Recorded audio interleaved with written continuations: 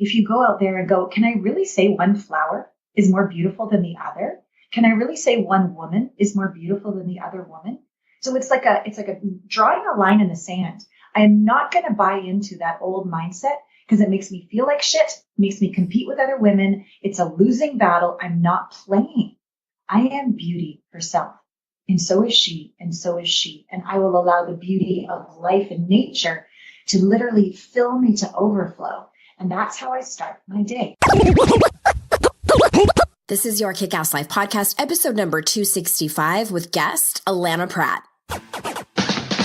This is the Your Kick-Ass Life podcast with Andrea Owen, a no BS guide to self-help and badassery. Because ladies, let's face it, life's too short for it to not kick ass. And here's your host, the girl who serves it up straight with a side of crazy, Andrea Owen.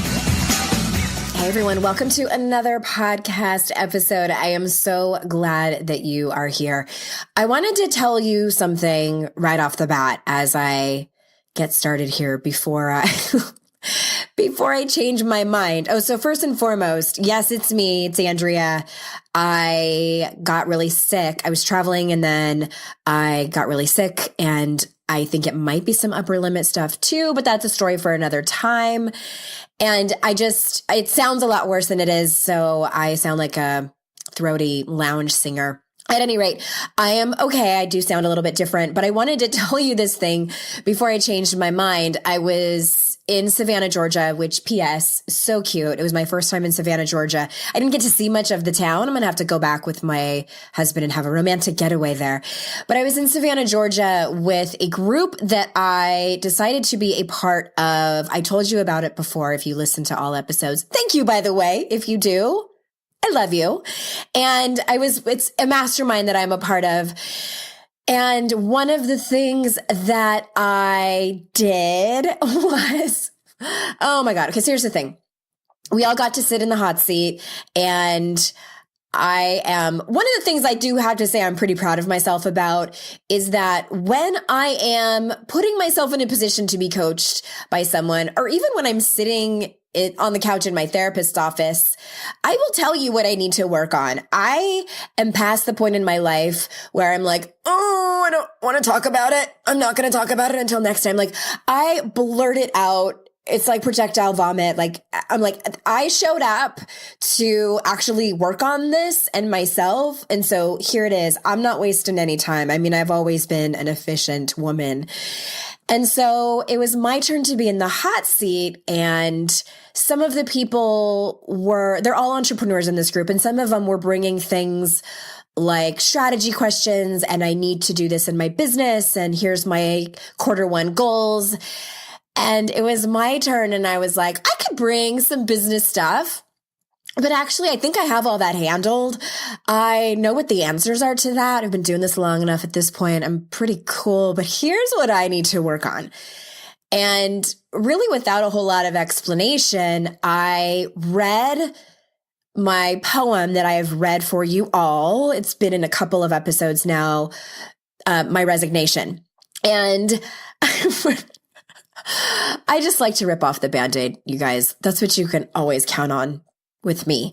So I read it, and I started out with it, and everybody was kind of like, okay.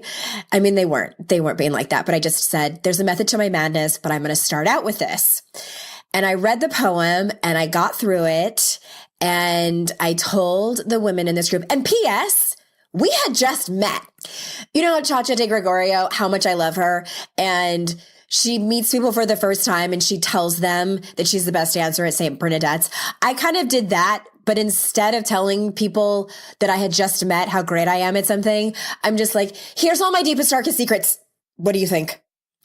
And I read the poem, and then I told them, I said, this is like, if I'm going to teach vulnerability to all my people in my community and the people in my programs and my clients, of course I have to walk my talk.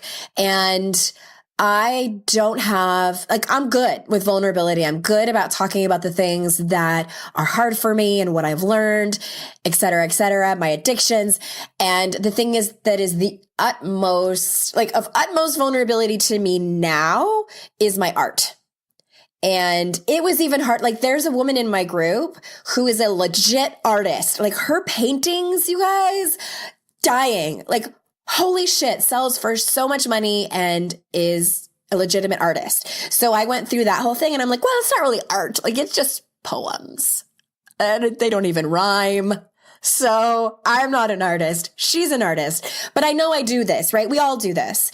And so I decided, I'm like, I'm going to fucking call it art because that's what it is.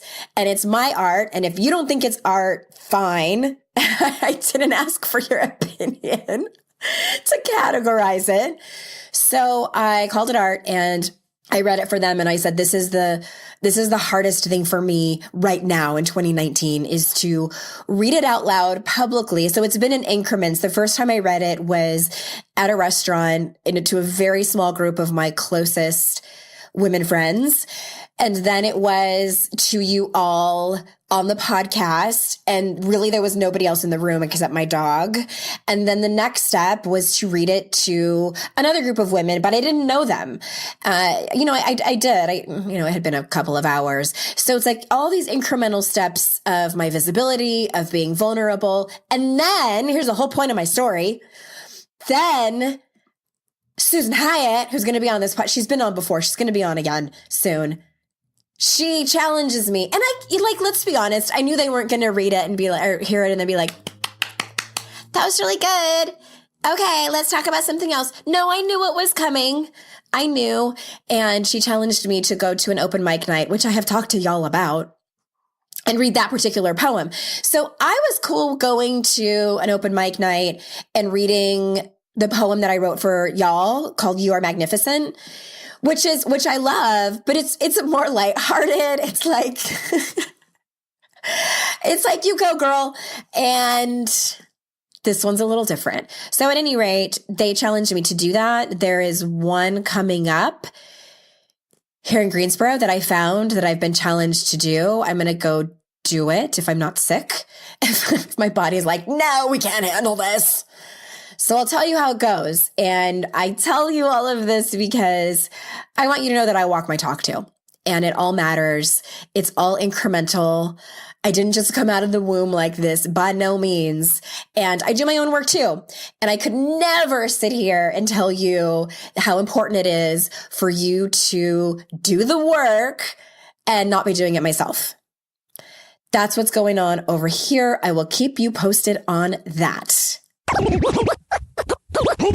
All right. The next thing I wanted to tell you is that the mentorship is open for applications. Y'all, I'm not going to lie.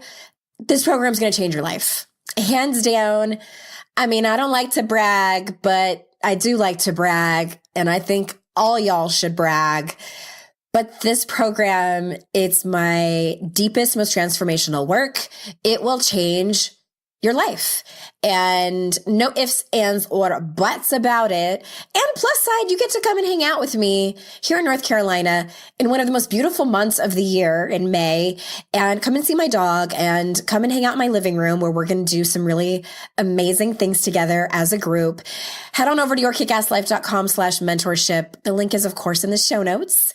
And if it feels like a good fit for you, all of the information is on there. All of it. There's nothing that you're going to wonder about. Well, you might wonder if it's for you. Fill out an application if it's something that your heart is pulling you to do.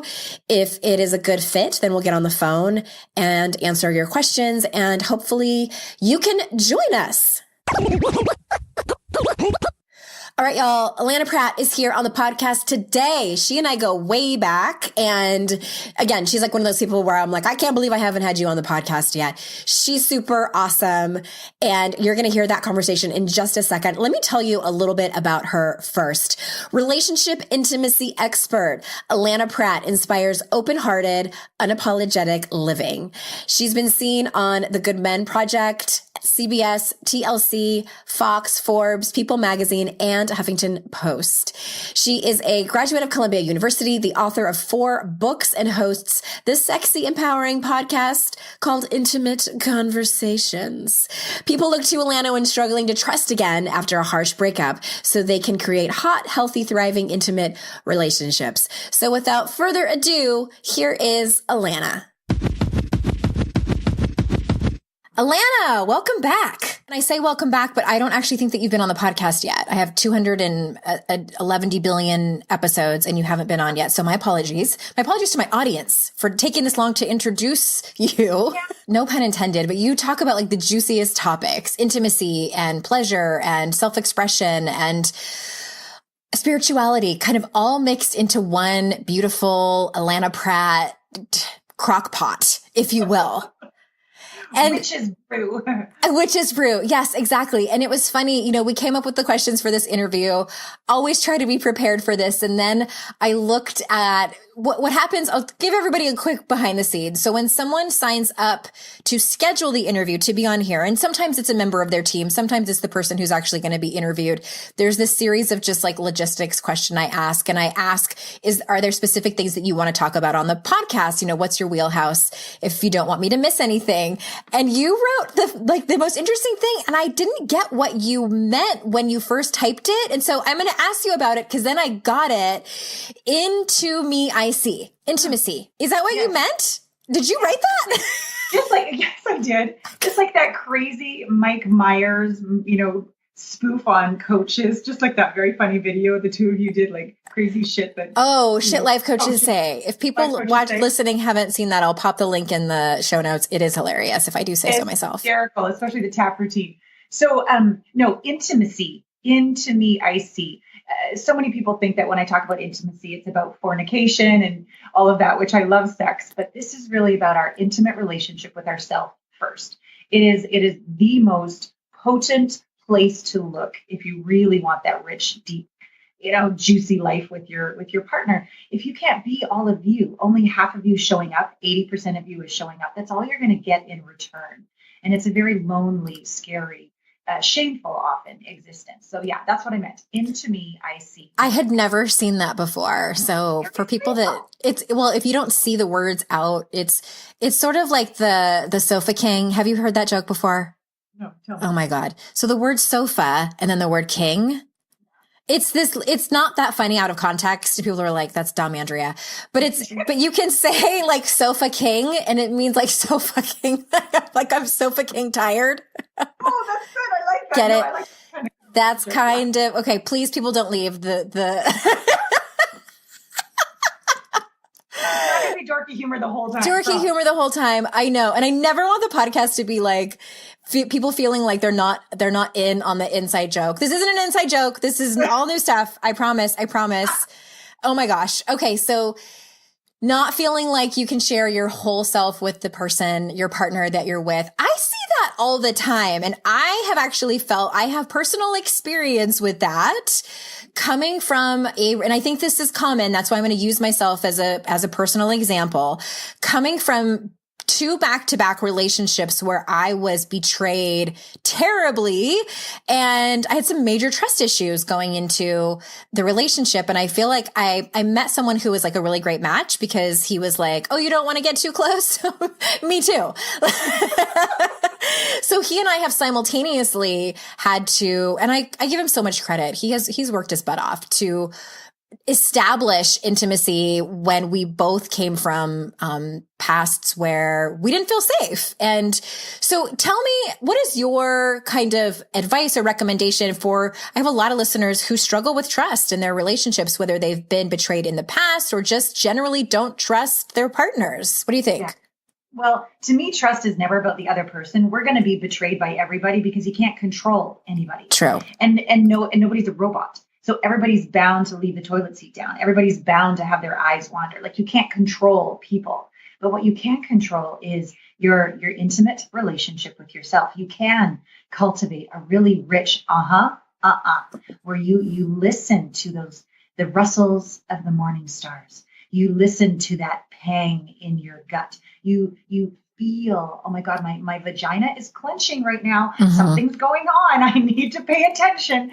There's all these signs, whether they're somatic, intuitive, or gut pangs on the inside. And that's the main person to trust yourself. I believe it's another way of the universe whispering to us as well. So if we can trust ourselves, we've got our own back. We know what we like. We know what we don't like. We know when something feels off. We don't even need to know why. but we trust that something's off so that we are discerning and aware. Then as you go through life, again, you can't control anybody, but you've got your own back no matter what happens. Now, if you betray yourself, you don't listen to that voice, you don't listen to that body sensation, and then they screw, I can say fuck, right? Yes, you can. Yes. Permission. Then they fuck you over. You're not only mad at them, who you're really mad at is yourself. So for me, I let go of quote unquote trying to trust another to be, of my worth and all the rest of it. They're just going to be a human. Trust them to be who they are based on your acute discernment of yourself and how you feel with them. That's the most empowering way to go through relationships. I love that. I have found yes to all of that because I think sometimes we bypass working on our own self-trust. And we make it so much about the other person, which is true. You cannot trust the other person. I have found it to be twofold, that in the work that I've done around trust, that it is absolutely positively about me trusting myself. And self-trust I find that self-trust is so involved. Is it just me? No, it's a life work. It is life work. Whew. Like a never-ending, infinite, tunnel, void, vessel inside of you. Once you get to one aspect of yourself, a whole new pocket of getting to know yourself opens up. And it can be very intimidating. I really am like that sexually. I really do want to take over the world. I really don't like such and such. Like it's wild, but it's such a rich, exquisite, terrifying, delicious experience to really fall madly in love with your wobbly, your naughty, your courageous, all these different parts of yourself. Oh my God. It's just a shit show on the inside. It can be like a whole little circus on the inside. But my goodness, when I stop resisting myself, when I stop trying to make excuses, when I stop trying to get people to like me, oh my God, so much peace, so much openness, so much relaxation, so much of a vortex to bring in delightful experiences when all my energy isn't spent just trying to be safe and good enough. You just get to relax. It's very sexy. It's very delicious. I want you to follow me around just so you can talk like that. One of the many things I love about Allana Pratt is that I remember the very first time either I was on your show or Amy and I had interviewed you and you were saying something about I might be misquoting you, but you said something like making love to the trees and the leaves. No, that's me, baby. Yeah. Okay. So I imagined you, and I couldn't see you at the time, you weren't on video, but I imagined you like moving your hands all around and like closing your eyes. And I was like, wow, I love having people like that on my podcast because that is so not me. And it's not that I want to be like that. That's not just inherently who I am, but I'm drawn to that kind of people who have cultivated the yin, like the feminine magic inside of themselves. And personally, I know we're going to go off on like 7 different tangents because I was just talking about trust and I didn't finish my point, but it doesn't matter anymore because the only other thing I was going to say just to tag on to that is I feel that trust is twofold. It's self-trust, which is a whole thing, and trusting other people, which I think it's built in small increments over time. That's just another conversation for a different episode. But circling back to just, the feminine and how you are as a person. And the reason that I wanted to introduce you to my listeners is that you embody this type of, and my friend Christina Dunbar is like this too. I love Christina. We love She's each other. amazing. Yeah. No wonder. Cause you guys are definitely cut from the same mold.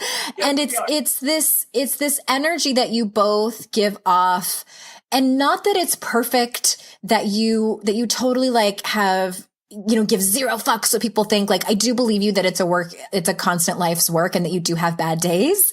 And that you truly have what you have worked on and what you have made, I'm guessing your life's work is this true intimacy with yourself. And I know what you just talked about. I'm taking the long way home, y'all. But can you tell us, I guess my question is, like on a day-to-day basis, what does that look like for you? And maybe even like take us back to the beginning when you weren't, the Allana Pratt of 2018, maybe even 10 years ago, or when you first started in this journey, or maybe you've always been like this. Like what was kind of your jumping off point? So the first image that comes to mind is I'm 21 years old and I'm in Japan. and I'm dancing, and I get to the Four Seasons Hotel for the show, and it's a lot of money, and it's all these girls from all over the world, and there's no tops with the costumes. Mm-hmm. And I'm like, shit, oh my God, it's a topless show. No wonder it was so much money, but it's at this, beautiful hotel. Let's just do it. And going out on the stage and noticing all the French girls on one side of the stage, they were like goddesses. And all the men in the audience on their side looked at them and like they bowed like little Boy Scouts. And on my side of the stage, I felt like this dirty, piece of meat. And all the guys on my side of the stage were looking at me like, hey, tall drink of water. And I just felt like shit. Uh-huh. And I went home that night. I was going to quit.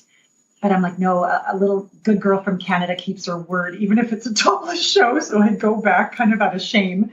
And I go, okay, this has got to change. What's going on here?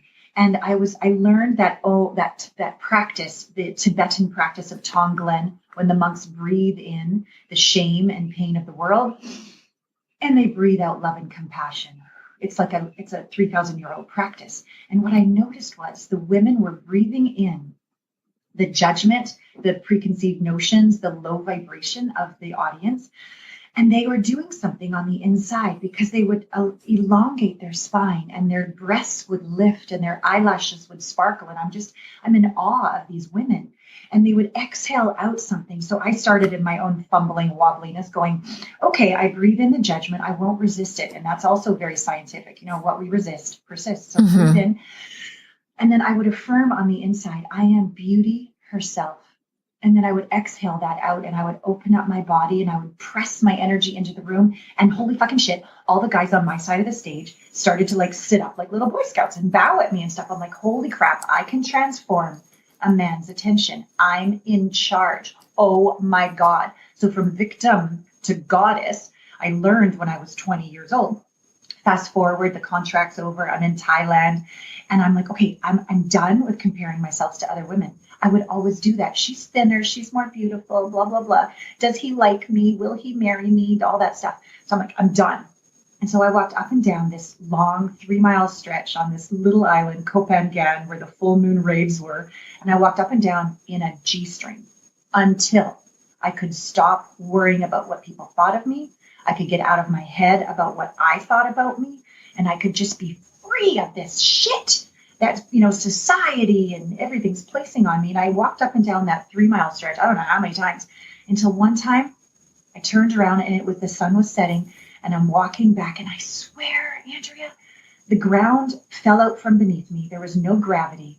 All the little pieces of the waves, the water were glistening upon my skin, the sun. I was at one with everything and I was moved to tears. I'm like, I'm enough. I am this limitless being. This body is my gift and I can hate it or love it. It's up to me. And I just felt free. So I guess I'm a little bit of a freak when it comes to my rituals and what I'm willing to do to be free of self-hatred. But I'm just unwilling to be here. It's hard enough as it is. And I refuse to be here unless I can have this intimate relationship with my body, the divine, the exquisite molecules of consciousness that are being breathed through my body like these iridescent little sparkle fairy dust shit. Like I'm just unwilling to be here unless I can connect and feel home in my body. Mm-hmm. So I just put on my to-do list that I'm going to go walk up the 3-mile road in my G-string. In North Carolina with all the people with their flags on their porches. With all their Confederate flags on their porches. Yes. Send me a picture. Those people. Oh my God. Okay, wait a minute. I actually threw away all of my thong underwear though. Why? Because they hurt my ass cheeks. Like I can't handle it with the big underwear that goes up my ass. I used to be the same for years. So, okay, quick story. I started wearing thongs. I don't know if they became popular or if it was or they were just around. So it was the early 90s when I was a cheerleader and we used to wear them because mostly for function, because if we wore our regular underwear, it would show outside of our bloomers, the cheerleading underwear that you would wear. And so in an effort to not have our underwear show outside of our bloomers, we would wear thong underwear. Yeah. And then we just kept wearing them, or I guess many of us did. I did. I wore them for years and years and years and got used to it. And then it was after I had kids and I just realized these are not comfortable anymore. And here's a funny story. So I didn't wear them for a long time. I went out and bought really comfortable underwear and was amazed at how comfortable granny panties were, because you have to find the right ones. They're not all panties are made the same. So I found ones that I love. And then I wore a thong because of some pants I was wearing. It would look better. My ass cheeks were literally sore the next day because I wasn't used to it. I must have built a callus or something in between my ass cheeks because I'd never had this problem before. It was kind of hilarious. As I get older, I don't know how old you are, but I'm 43. Okay, so I'm close to 50. And it's like the body changes. Yeah, and it all does. the little extra wiggles and flaps and fun stuff. I'm like, where did that come from? That was not there 10 years ago. Well, then you're a good person to ask this with. Okay, so I've been talking to I have this series on my podcast, Conversations About Shit That Matters with Unqualified People, where it's not experts on, where I get my actual real life friends and we have conversations about shit that matters and they're unqualified. We just unpack our own stuff. And so I'm going to have one of my friends on. Her name's Ella. She has her own podcast too, because she's about a year older than me, about aging. I haven't done it yet and it hasn't come out yet, but I'm totally honest with my audience about everything. And I'm having a really hard time, Allana. Like, I'm not going to lie. Like, I'm waiting for the day that I surrender to aging and just embrace it all. I'm hoping it's when I turn 44 next year, but it hasn't happened yet. And I'm at that point where I haven't fully dove into the crone stage. I still get my period. I haven't entered menopause yet, but I'm not young anymore, but I feel like I'm 26. So it's this weird stage of I don't want to shop at Forever 21. I know I can if I want to. I just genuinely don't want to. Their clothes don't fit me well, but yet I'm not ready for Chico. So there's all these different layers of the aging thing. And not to mention the styles that are back now were popular when I was in high school. So that feels weird that it's old school and retro when I don't feel old school and retro. So how do we embrace this? Please tell us. And if you're not okay with aging, we can commiserate together. I'm fine with that too if you don't want to. I think I have that, when they have body dysmorphia and you look in the mirror and, you see a fat girl, I think I've got it the opposite. I probably look really horrible, but I think I look hot. So it's probably very embarrassing for my boyfriend with what I wear because I'm totally cool. I think I look great. But I probably don't. I have two little quick stories. One is that my mom's been gone for 17 years now. So I told the universe I need more mothers. So Linda Gray, who is, Sue Ellen on Dallas, did some personal growth work together. And we hang out from time to time. And she's never done a stitch of work on her face, her body. She's in her, mid-late 70s. She's gorgeous. She just has this air about her of aging gracefully. So she's been a mentor of mine of how elegant and graceful it can be. It's just a mindset. So that's one story over there. So find yourself somebody who you really adore, like a Susan Sarandon kind of energy. And I just go, okay, what would it take for me to be that? And then on the other side is have some humor around it. Because I never got cramps in my normal days. And now my periods are getting few and far between. But the other day was so bad. I was in the fetal position in the kitchen. I'm like, okay, this sucks. So I started smoking some marijuana, drinking some whiskey, eating dark chocolate and half a bag of chips, listening to Transurfing on the audio, laying on the couch for 5 hours. So I'm like, I can't function. This sucks. This needs to go. I don't know. Do I need the bioidentical hormones? What's going on? But I'm really in a lot of pain with the aging on a physical level. Yeah. On the being level, I love my body so much. She's been through so much. She's carried me through so much. I feel, I don't know how to explain how I got here other than the crazy rituals that I've done with myself. But I find humor in it. Mm-hmm. And I'm just grateful. I've had friends that fell off cliffs and are in wheelchairs. And I mean, I just have so much to be grateful for. I just refuse, just sort of like that other thing I was saying before, I refuse to be on this planet and suffer more than I have to already.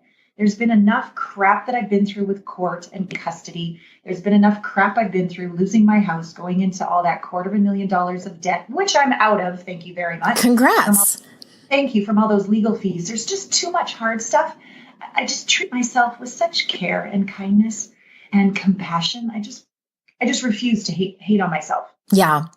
Well, it's interesting because I don't hate on myself. I am really, and I always pause before I say things like that because I really reflect. I do have bad days, and there are some days where I'm like, oh my God, these circles under my eyes. And it's not that because boy, did I used to hate on myself. I know what that's like. And it's not that anymore. Like I just get more angry at, the culture at large that puts so much value on youth. And as a woman, when beauty is your currency and it starts to slip through your fingers, and it's like, wait, you're just not valued as much as a older woman. And that is so true. But I refuse to even buy into that conversation that beauty is my currency, spoken from a model. Like I made my 50 grand that I put myself through Columbia University with modeling. Okay. So I've lived that currency. I've lived that point of view. But here's what I'm getting. I do so much work. Like I'm a coach, but I have coaches. I always believe it's important that somebody has your back and sees your blind spot, even though I'm holding everybody else's space all day long.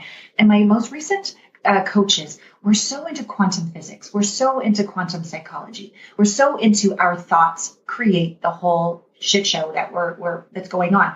Full responsibility. But if I believe beauty is my currency, I am right. But if I believe a totally new life track, a totally new destiny, that I am beauty itself, and so is Andrea, and so is everybody listening, it's a different life track.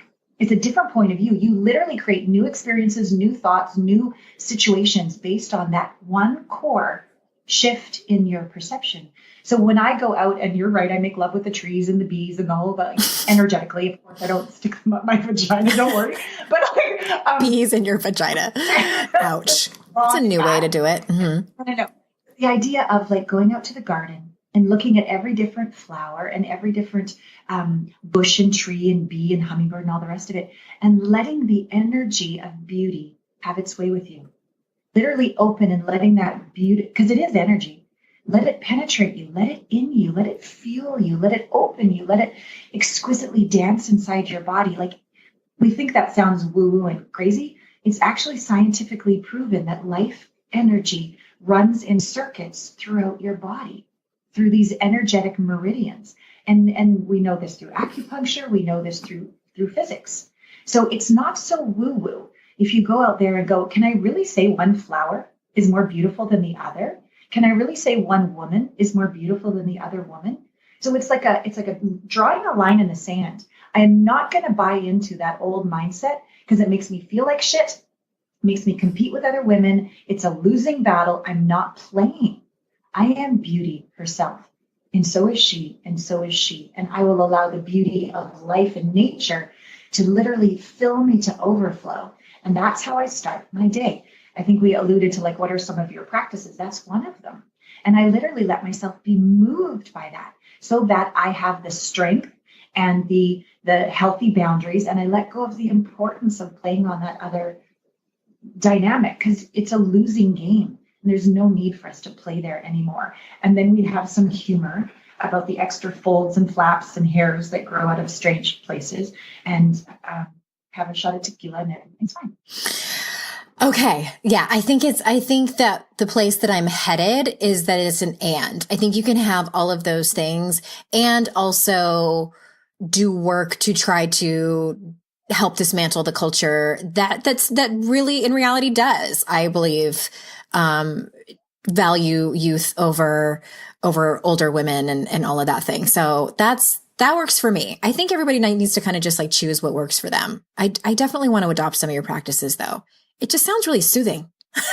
Well, thank you. I again, if you believe in, and it's true, there is the culture that does believe more in youth.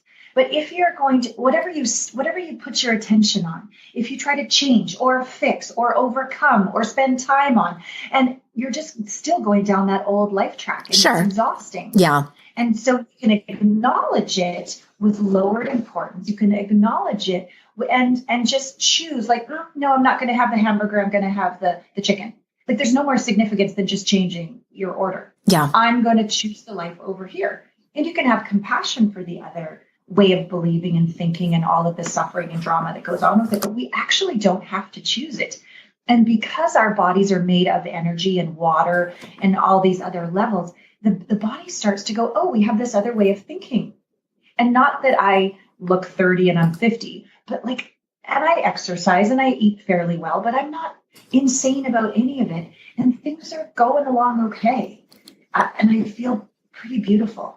So I would encourage it to be easier than you've had it in the past. Like, what would it take for me to have an easier relationship with aging? Ask the question, the door opens. Mm-hmm. Right? I love questions like that. Yeah. Yeah. I go, oh, what's it going to take for me to crush these objections? And that's going to be hard because look at the question here. Mm-hmm. And can we allow our life to be easier? You are a wonderful example of this, having moved to the other side of the country, right? Like you're allowing life to work for you. Yeah. Why can't we outset of our body, our aging, our sex, our intimacy? Because that path of ease is there to choose if we choose it. I love that. And it reminds me of one of my favorite questions that I've said here on the podcast many, many times. One of my very first coaches asked me the question over and over again, because in the beginning of my business, I was very stressed out with childcare and toddlers and being sober and starting a business. And we had just moved. And she would ask me, Andrea, what if it just wasn't a big deal? And she wasn't minimizing my situation at all. She just was kind of like bringing me to the present moment because I was like, what's an emergency? And she was like, what if it wasn't a big deal? Not trying to convince me that it was, but just if it wasn't, how would you behave differently? Oh my God. Well, I used to only value myself if I could overcome a triumph. Mm-hmm. Like literally, I didn't have any self-worth unless I, accomplished this and overcame that and achieved this. And it was all of this outside in worth. I didn't have a sense of worth on the inside out just because I woke up. Yeah. I had to do something in order to prove that. And oh my God, what a difference when I uncollapsed. Over here is my worth. It never changes. It will never change. It was the same the moment I took my first breath, and it will be the same when I take the next breath of the next life. It's never, ever going to change, ever. Mm-hmm. Oh, there's something inside of me rested. And yes, you will accomplish many things, and you will lose many things, and you will gain many things, and people will come and people will go, and money will come and money will go, and breasts will be lifted and breasts will sag, and all that's going to change. But my worth never does. Oh my God. It's the constant. I really got that and embodied that, not like a affirmation thought that I need to say every day and spin at 100 million miles an hour just to keep remembering it. No. That's exhausting too. Let it sink in. Let it embody. I'm enough.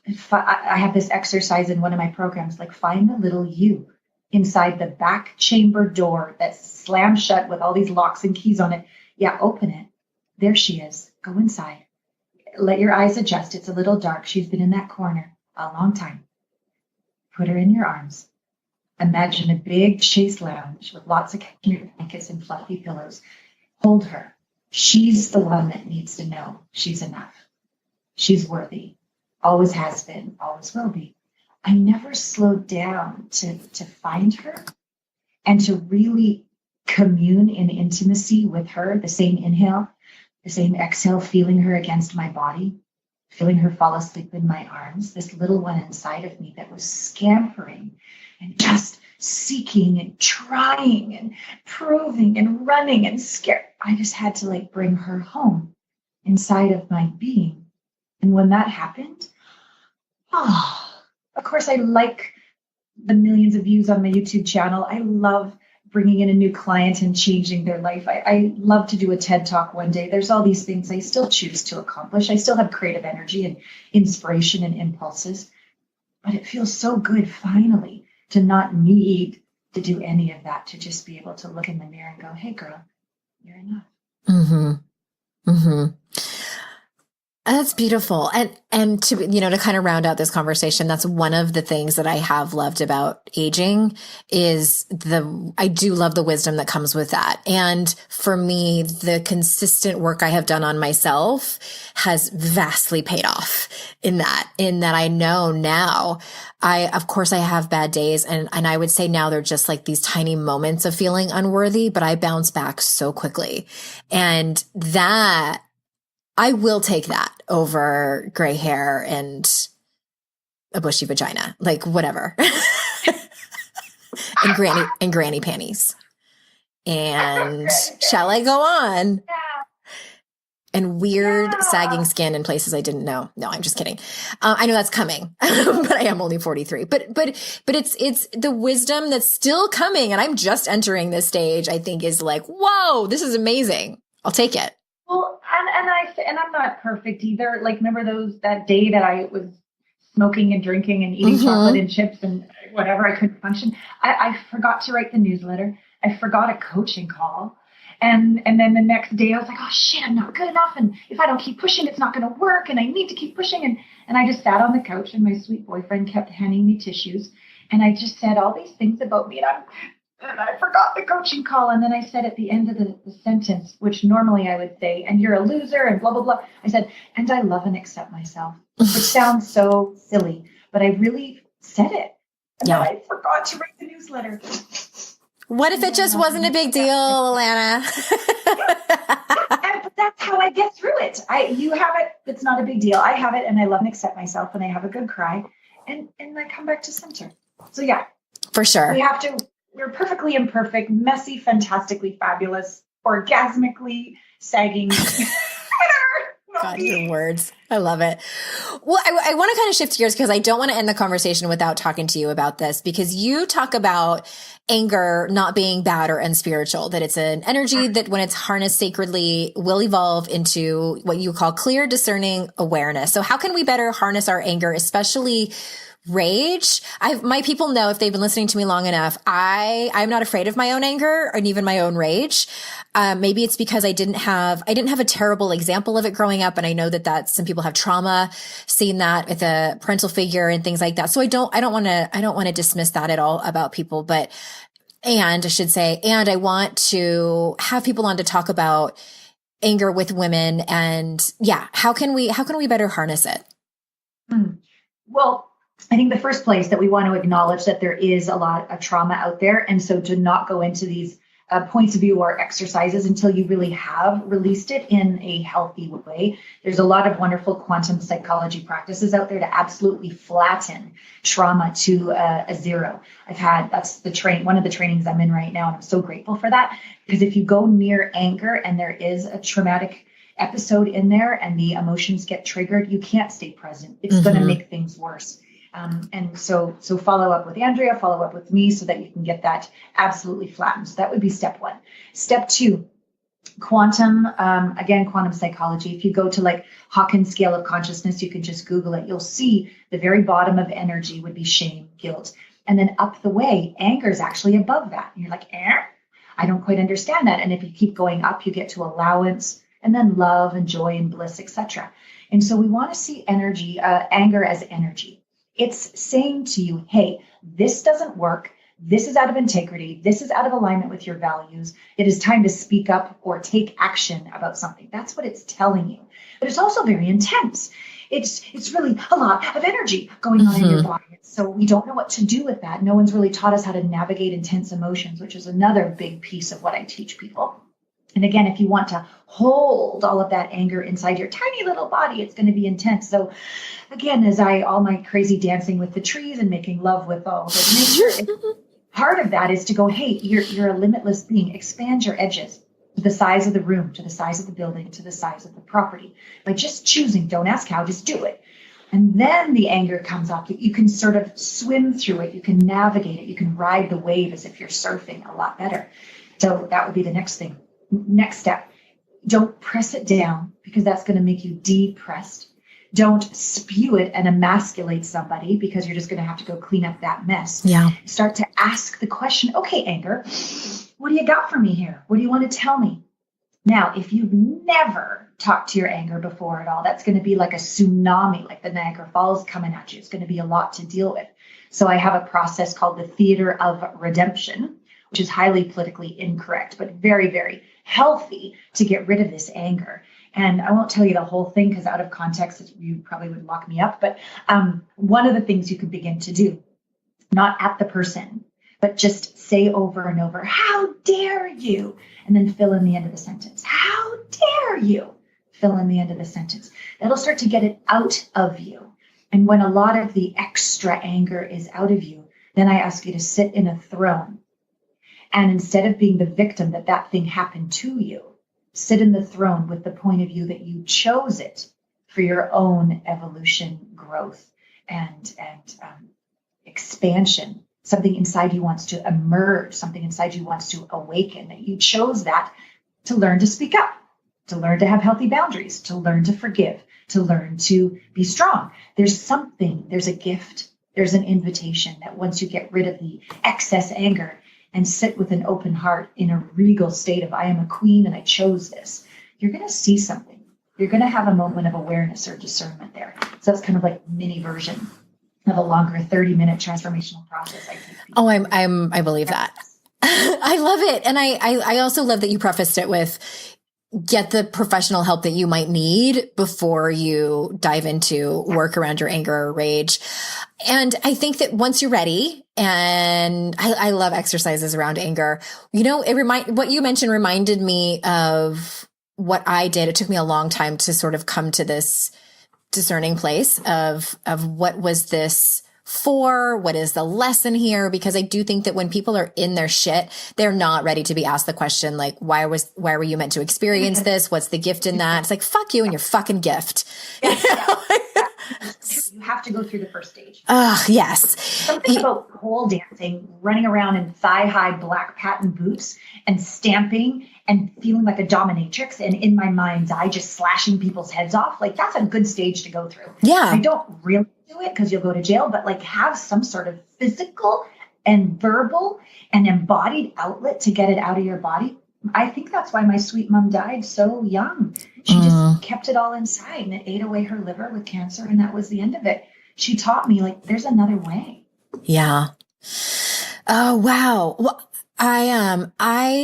Well, I used to scream in my car when I was going through my divorce. I didn't have anywhere else to do it.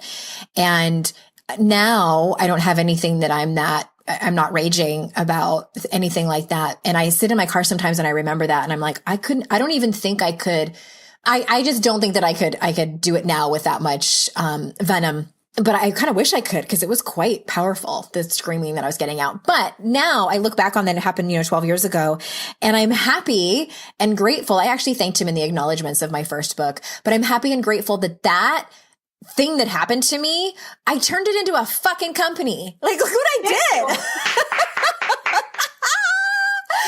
And like, I won't lie, in a small way, it's a little bit of a fuck you middle finger.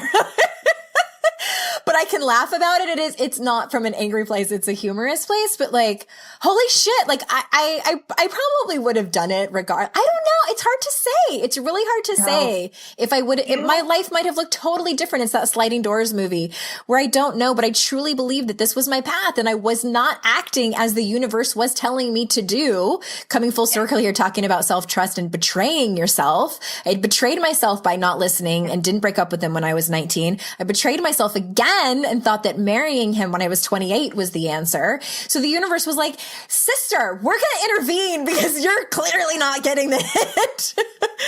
So I didn't think it needed to be that heartbreaking.